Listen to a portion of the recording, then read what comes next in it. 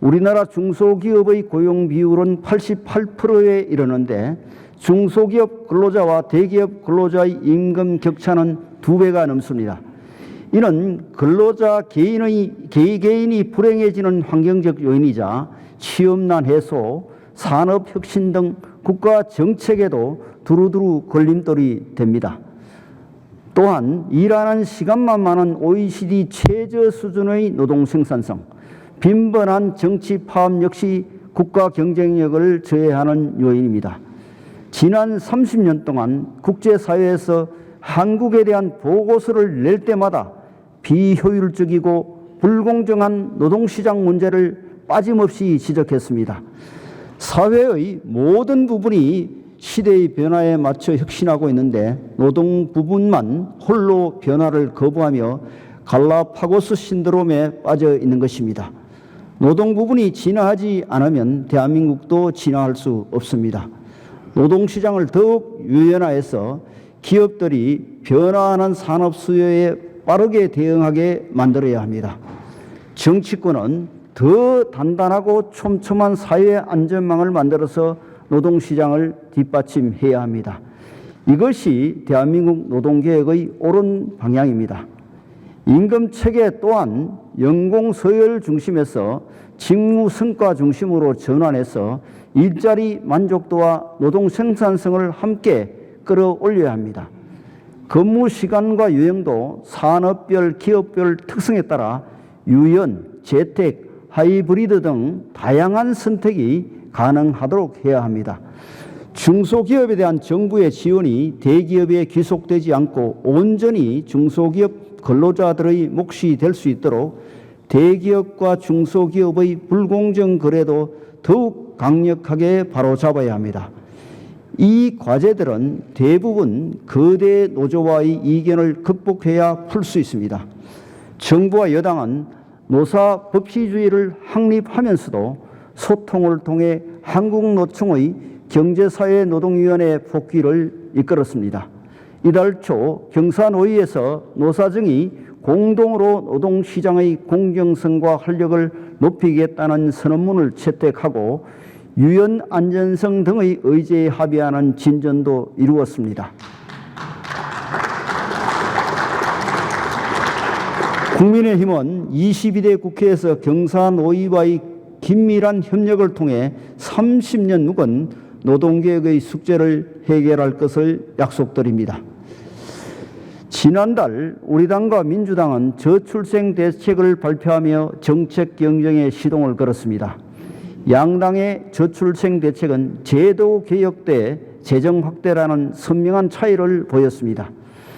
천문학적 예산만 쏟아붓고 제대로 효과를 거두지 못했던 기존의 저출생 대책도 개혁 대상이라는 것이 우리 당의 입장입니다. 특히 사회 격차의 관점에서 인구 위기를 되짚어 볼 필요가 있습니다.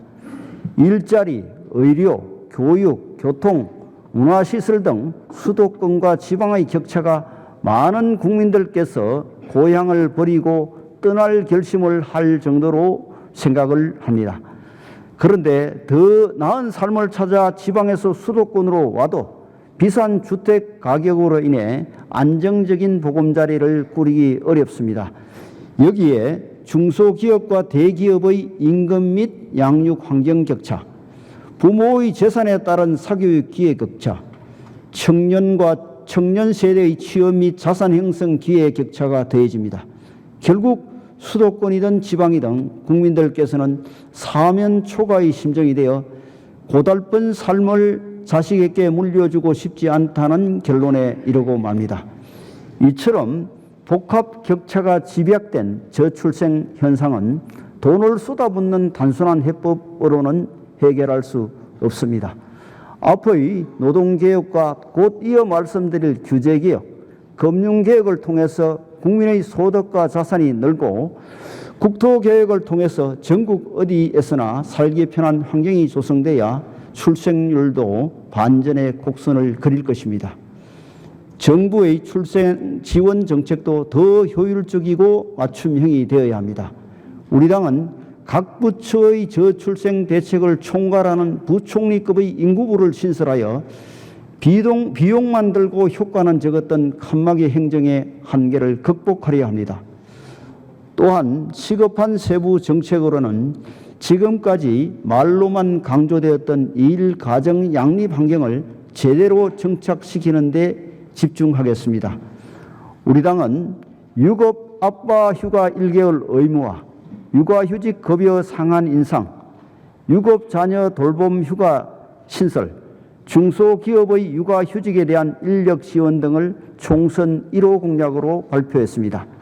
정부도 초등학교가 오후 8시까지 학생을 돌보는 늘봄 학교를 2026년까지 전국의 전체 학년으로 확대하기로 결정했습니다. 아이를 키우는데 온 마을이 필요하다는 아프리카 속담이 있지만 이제는 온 국가가 나서야 할 때입니다.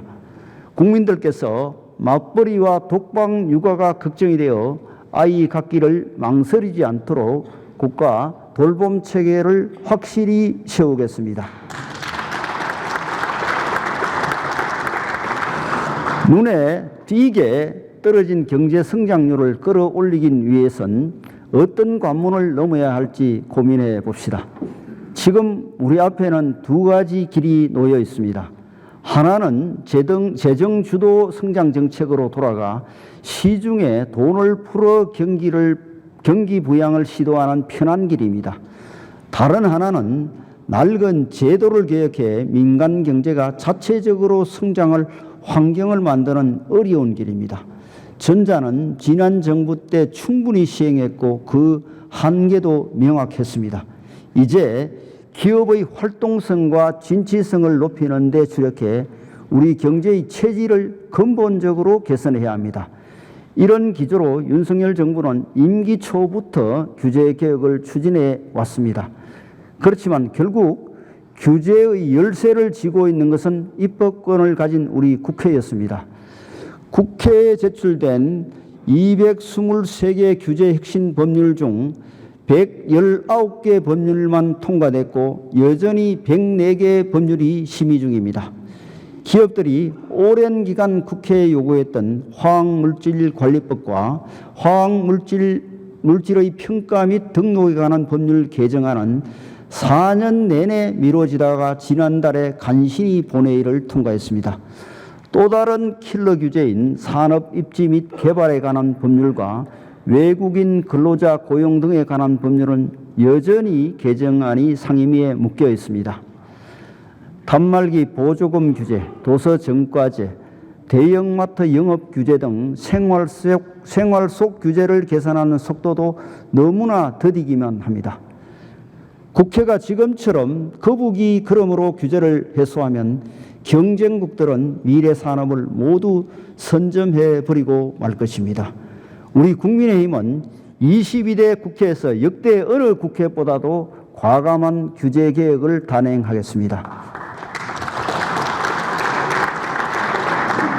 경제와 민생에 큰 영향을 미치는 규제 법안은 원칙적으로 일몰 규정을 두게 하고 주기적인 재검토를 통해 연장 여부를 결정하겠습니다. 현재 정부의 규제 샌드박스 제도는 기업이 신청한 개별 규제에 대해서만 사후적으로 검토합니다. 이래서는 속도가 붙을 수 없습니다. 신산업 분야는 국민 안전에 필요한 최소한의 규제만 남겨두고 선제적으로 규제 법령을 일괄 면제하는 규제 제로 박스 제도를 신설하겠습니다.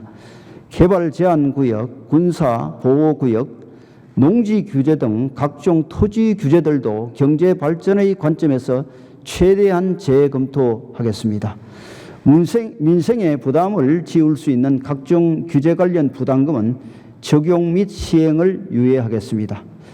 기술 패권 전쟁 시대에는 입법의 속도가 국가 경쟁력의 속도가 됩니다. 전문가들은 우리나라처럼 규제가 강한 국가가 규제 개혁에 성공하면 경제 성장률을 2% 정도 끌어올릴 수 있다고 전망합니다. 한국 경제의 성장 DNA를 되살리기 위한 규제 개혁, 우리 국민의힘이 속 시원하게 추진하겠습니다. 국가 정책이 정부가 그리는 그림이라면 국토는 그 그림이 그려지는 도화지입니다. 아무리 정부가 그림을 잘 그리려 해도 도화지가 심하게 기울어 있으면 그림도 왜곡될 수밖에 없습니다.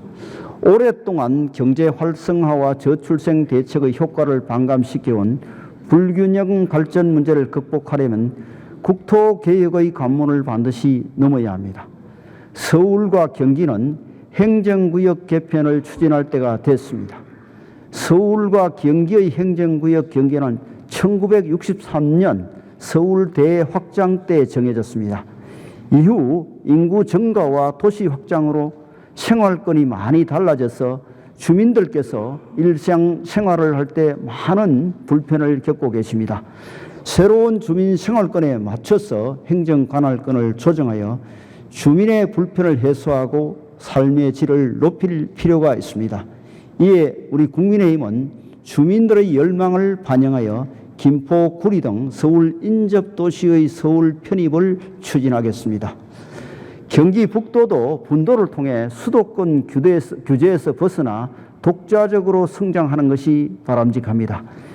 이와 함께 수도권 주민들의 출퇴근 고통도 덜어야 합니다. 정부와 여당은 GTX 사업을 본격화해서 수도권 출퇴근 30분 시대를 열겠습니다. 지옥철로 불리는 김포 골드라인의 혼잡 완화 대책은 우선적으로 시행하겠습니다. 산업은행 이전은 부산의 수건과제라는 차원을 넘었습니다. 국토 균형 발전의 상징과 같은 정책입니다. 동북아 금융 허브는 노무현 전 대통령의 꿈이 담긴 정책으로 우리 당도 그 뜻을 존중하고 함께하려 합니다. 21대 국회에서 산업은행 이전을 결정지을 수 있도록 야당의 결단을 촉구합니다. 또한 우리 당은 지방의 기회발전 특구로 이전하는 중소기업의 가업 승계 상속세를 면제하겠습니다. 대기업 유치도 좋지만 건실한 중소기업이 많아져야 지역 청년들이 쉽게 일자리를 찾고 지역 상권도 살아납니다. 상속세 면제는 파격적인 조치이기는 하나 지방 소멸 위기에 대응하려면 이 정도의 결단은 필요하다는 것이 우리 당의 생각입니다. 공공기관의 지역인재 채용 비율을 30% 이상으로 의무화하는 지방대 육성법 개정안이 지난달에 통과되었는데 이조차도 부족합니다. 지역인재 채용 비율을 더 늘리는 방안을 계속 추진하겠습니다. 교통 인프라 역시 지역민들이 주요 거점으로 이동하는 시간을 줄이고 다른 지역 및 해외와의 물적 인적 교류를 늘리도록 대폭 확충해야 합니다. 정부와 여당은 지방에도 수도권의 GTX와 같은 광역 급행 철도망을 구축해서 1시간 생활권을 조성하기로 결정했습니다. 가덕도 신공항, 대구 경북 통합 신공항과 같이 21대 국회가 통과시킨 국토균형발전 관련 법률들도 지방 성장의 동력이 되도록 차질 없이 챙기겠습니다. 국제적으로 여전히 뒤처져 있는 금융 부분을 선진화시키는 것도 우리가 반드시 지나가야 할 개혁의 관문입니다. 주식시장의 코리아 디스카운트로 인해 월급을 받는 평범한 국민들은 자산을 늘릴 기회를 놓치고 기업들은 가치를 평가절하당해 투자 확대의 기회를 놓치고 있습니다. 국내 증시의 주가 순자산 비율 PBR은 1.05배로 선진국 평균 3.1배에 비해 비정상적으로 낮은 수준입니다. 주가 정상화로 국민들께 합당한 자산 형성 기회를 돌려드려야 합니다. 이런 측면에서 비록 양당이 합의하였다고는 하나 21대 국회에서 금융투자소득세를 도입한 것은 실수였습니다. 1,400만 개인 투자자들이 격렬히 반발하는 금융투자소득세는 시행 전 폐지가 답입니다. 대신 주식시장을 경제 규모에 맞게 발전시키고 늘어나는 기업 가치를 개인 투자자들이 두루 향유할 수 있는 방안을 추진해야 합니다. 정부와 여당은 검투세를 폐지하더라도 정권거래세 인하를 예정대로 시행할 것입니다. 여기에 대해 기업 밸류업 프로그램을 비롯한 주주환원 정책을 펴고 ISA 개인종합자산관리계좌의 납입 한도와 비과세 한도도 대폭 확대하겠습니다. 불법 공매도 단속의 꼬피도 계속 당겨서 한국 주식시장이 해외 세력의 놀이터가 되는 일을 막겠습니다. 우리 국민의힘은 국민의 자산이 더욱 안전히 지켜지도록 관련 금융제도도 손보겠습니다. 금융회사의 불안전 판매를 막기 위해 2021년부터 금융소비자보호법을 시행했음에도 홍콩 ELS 사태가 발생했습니다. 자산에 피해를 입은 국민들을 위해 금융당국은 엄격한 잣대로 신속히 조사를 마무리하고 공정한 배상이 이루어지도록 노력해 주시기 바랍니다. 이와 별도로 우리 여당은 금융상품 판매사의 설명 의무를 실질화하고 불안전 판매 책임을 더 강화하는 방안으로 법 개정도 검토하겠습니다. 예금자 보호 한도는 성장한 경제 규모에 걸맞게 5천만 원에서 1억 원으로 상향하겠습니다. 저축을 통해 자산을 형성할 수 있도록 자격 제한을 완화하고 기간 선택의 폭을 넓혀서 근로자들을 위한 재형저축을 다시 도입하겠습니다. 금리 7% 이상 대출을 이용하는 소상공인에게는 금리 4.5% 상품으로 갈아탈 수 있는 대환대출을 지원하겠습니다. 우리 국민의힘은 금융상품이 부유층의 돈놀이 수단이 아니라 중산층과 서민을 위해 놓인 기회의 사다리가 되도록 제도 전반을 개선해 나가겠습니다.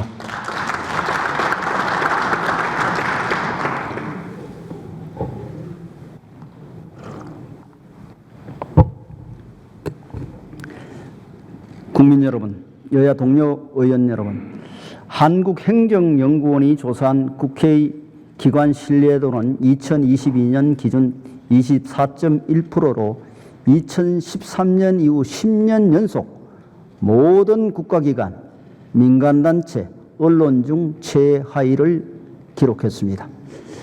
국민들은 국회를 가장 심각한 개혁 대상으로 보고 있습니다.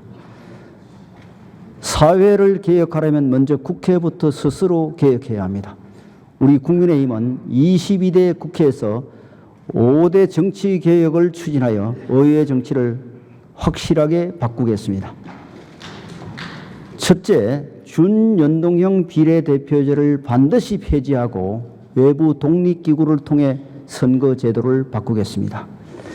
지난 20대 국회 당시 더불어민주당은 소수 야당과 함께 준연동형 비례대표제를 도입했습니다.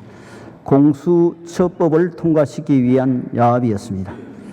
국민도 모르고 언론도 모르고 정치인 스스로도 모르고 오로지 계산기만 아는 선거제도를 도입한 결과가 어땠습니까? 위성정당의 탄생을 유발한 것은 우리 민주주의에서 최악의 태행이었습니다. 위성정당, 떴다방 정당이 난립하면서 민의는 왜곡되었습니다.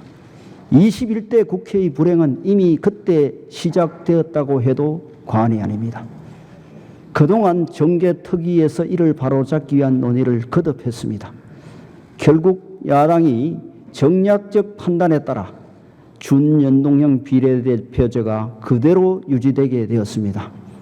정말 국민들께 면목 없는 일입니다. 그 결과 지난 총선보다 훨씬 더 심각한 막장 정치 드라마가 펼쳐지고 있습니다. 투표용지 길이가 지난 총선의 48cm를 넘어 최대 1m가 될 수도 있다는 우려가 나옵니다. 그 1m 투표용지 안에 구속됐거나 실형을 선고받은 부적격 정치인들, 대한민국을 부정하고 이적단체에 가담한 반국가 세력들이 줄줄이 포함될지 모릅니다. 가짜뉴스, 혐오 발언으로 국민을 선동한 정치인들도 위성정당의 쪽문을 열고 국회로 들어오려 하고 있습니다. 야당에선 준연동형 비례대표제가 병립형 비례대표제에 비해 더 민주적이고 더 혁신적이라고 주장하지만 실상은 정치 오염 현상의 인큐베이터가 되고 있을 뿐입니다. 영국, 뉴질랜드, 노르웨이 등 의회 정치 선진국들은 선거제도 개편안을 독립적인 위원회에 맡기고 있습니다. 우리 당이 총선에 승리하면 즉각 공정하고 투명한 외부의 독립위원회를 구성하여 준연동형 비례제 폐지를 포함한 선거제도 개혁을 위임하겠습니다.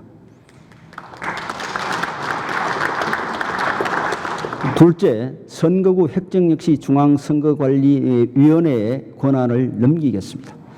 국회의원 선거가 49일 앞으로 다가왔는데 아직도 선거구가 정해지지 않았습니다. 중앙선거관리위원회 국회의원 선거구 획정위원회의 권고안은 여야와 사회 각계에서 추천한 위원들이 인구수 변동에 따라 공정하게 정한 결과입니다. 그런데 야당은 선거구 획정위원회의 권고안을 무시하고 의석수 유분리를 주장하며 결정을 미루고 있습니다. 그 결과 현재 유권자도 출마자도 내 선구가 어딘지 모르는 황당한 상황이 벌어지고 있습니다. 우리 국민의힘이 22대 총선에서 다수당이 되면 선거구 획정 권한을 중앙선거관리위원회에 온전히 넘겨 총선 때마다 반복되는 선거구 혼란을 방지하겠습니다.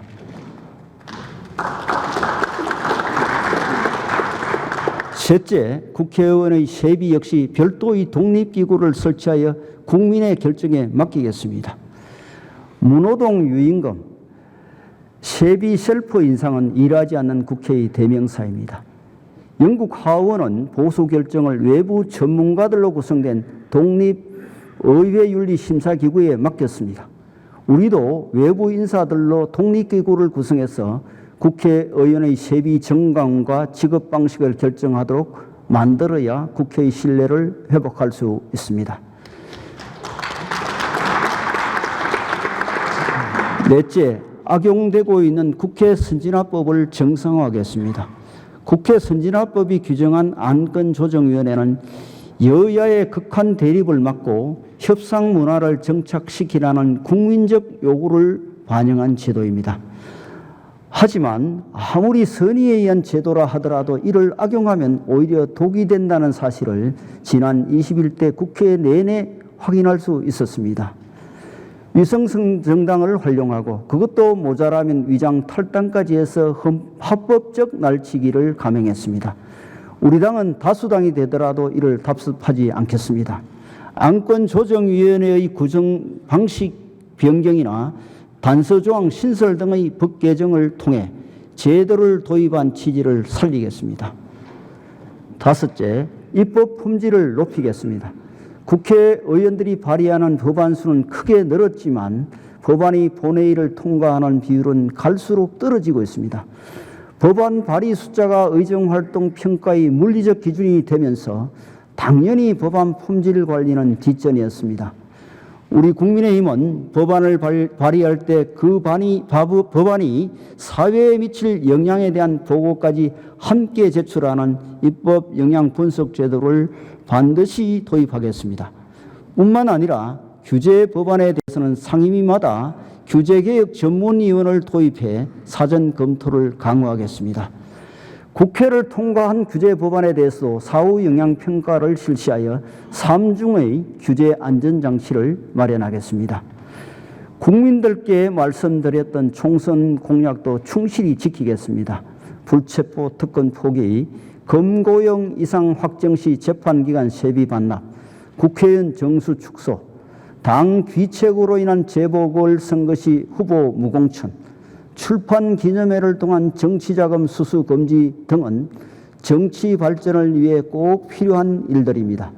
22대 국회에서 이 약속을 실천하고 법 개정이 필요한 사안들은 국민의 중지를 모아 추진하겠습니다.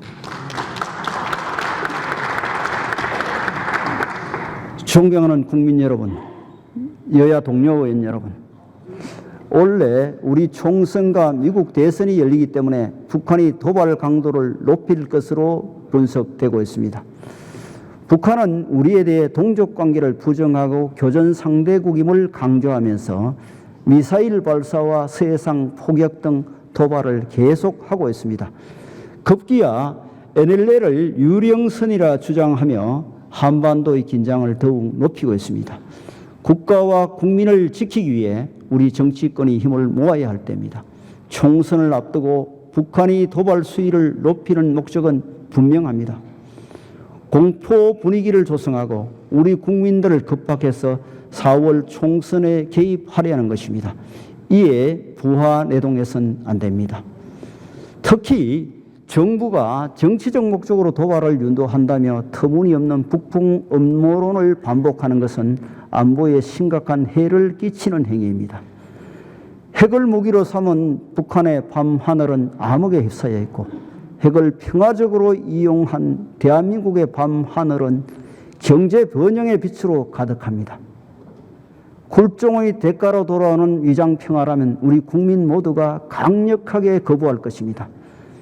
진정한 한반도 평화를 이루는 길은 한미동맹에 기반을 둔 튼튼한 안보에서 출발합니다.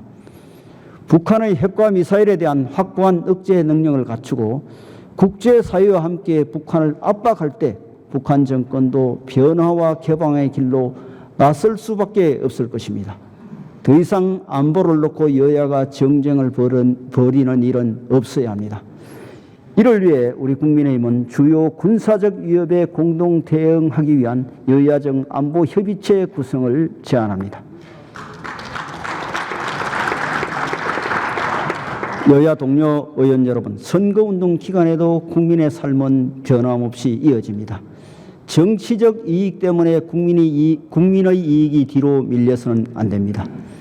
저는 21대 국회가 남은 임기 동안에 민생을 충실히 챙기도록 다음의 현안에 대한 대승적인 합의를 제안드립니다. 첫째, 50인 미만 사업장 중대재해처벌법 시행 유예 재협상을 민주당에게 간곡히 요청드립니다. 생업에 쫓기는 영세 기업인들과 소상공인들께서는 중대재해처벌법의 내용을 제대로 살필 겨를조차 없습니다. 감옥에 갈 위험을 안고 사업을 하니 차라리 폐업을 하겠다는 분들도 적지 않습니다. 며칠 전에도 5천여 명의 중소기업인들이 광주에 모여 중대재해처벌법 유예를 간절히 외쳤습니다. 그 호소를 우리 국회가 더 이상 외면해서는 안 됩니다. 만약 민주당이 끝내 재협상을 거부한다면 우리 국민의힘이 총선에 승리한 후 단독으로라도 중대재해처벌법을 반드시 개정하겠습니다. 둘째, 여야가 다시 한번 이태원 참사 특별법 합의에 노력합시다. 이태원 참사가 국민 모두의 아픔이 된 만큼 그 후속 조치로 인해 사회가 분열되는 일이 있어서는 안 됩니다. 재난을 정당화하는 법안이 아니라 진심으로 유가족을 위로하고 지원하며 다시는 이런 재난이 발생하지 않도록 막는 진정한 의미의 특별법이 필요합니다. 이를 위해서는 특별조사위원회 구성을 공정하고 중립적인 방향으로 다시 조정해야 합니다. 이와 함께 유가족의 슬픔을 국민적 추모 사업으로 이어나가고 유가족들께 충분한 보상을 드리는 데 초점을 맞춰 특별법을 수정할 것을 민주당에 제안드립니다.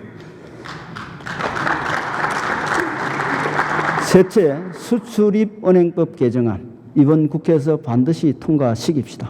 당장 우리 국회에 30조 원 상당의 폴란드 방산 수출이 걸려 있습니다. 수출입은행법을 21대 국회에 처리하지 못하면 수출 규모가 현저히 줄어들게 되고 고스란히 국민의 손실로 이어질 것입니다.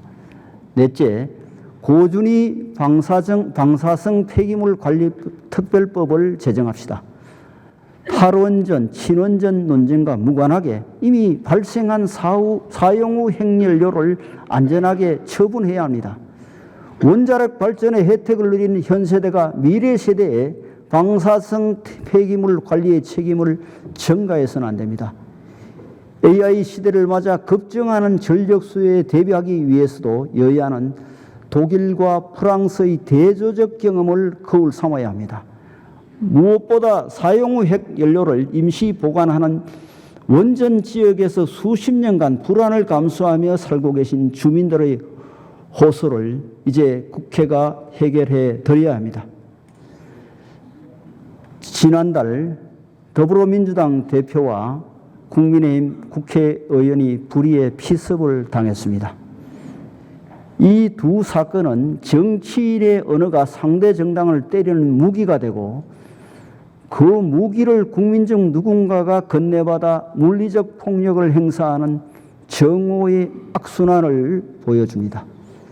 피습 사실을 알려는 외신들이 한국 정치가 깊은 양극화로 분열된 상태라고 소개할 정도로 우리 정치 문화의 퇴행은 심각한 수준입니다. 우리 국회가 정오의 정치를 끝내지 않는 한 이런 불행한 사건은 계속해서 반복될 가능성이 큽니다. 정오의 악순환이 정상적인 정치를 완전히 파괴하기 전에 정치권은 서둘러 자정해야 합니다. 22대 국회에서 여야는 머리를 맞대고 정치 문화를 혁신할 방안을 찾아 실천에 옮깁시다. 대화와 타협의 미덕을 되살리고 상대를 악마화하는 언어 폭력은 국회 밖으로 몰아냅시다. 상대 정당을 응징과 청산의 대상이 아니라 대화와 설득의 대상으로 바라보는 문화를 만듭시다. 22대 국회에서 정치 문화 혁신을 통해 의회 정치인을 복원할 것을 동료 의원 여러분과 모든 정치인들께 호소합니다.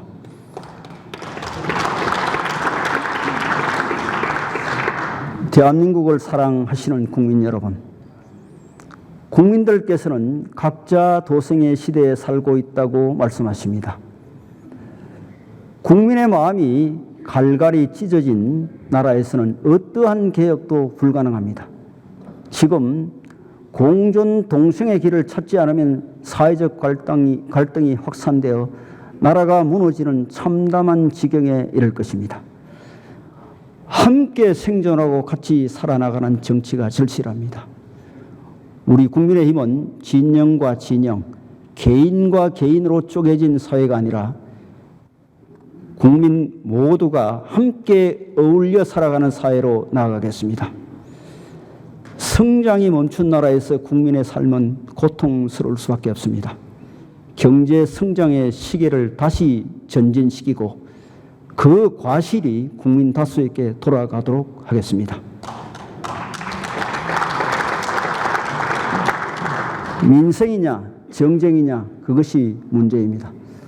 민생 회복에 간절한 의지를 가진 정당, 정부와 협력해 국민의 삶을 챙길 수 있는 정당이 22대 국회를 이끌어야 합니다. 더 나아질 국민의 삶에 투표해 주십시오. 더 성장하고 발전할 대한민국에 투표해 주십시오. 정치가 국민에게 힘이 되는 좋은 정치 하겠습니다. 경청해 주셔서 감사합니다.